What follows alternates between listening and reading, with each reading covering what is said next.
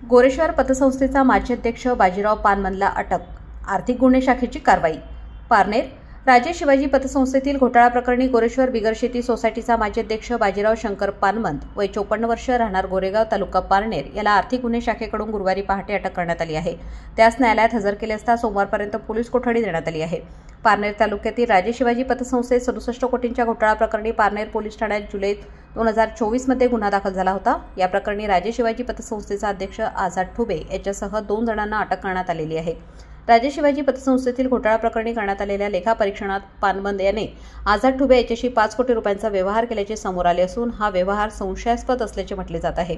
त्यामुळे पानमन यांना राजे शिवाजी पतसंस्थेतील घोटाळा प्रकरणी दाखल गुन्ह्यात 6 आरोपी करण्यात आले आहे. आर्थिक गुन्हे शाखेकडून पानमन यांचा शोध सुरू होता.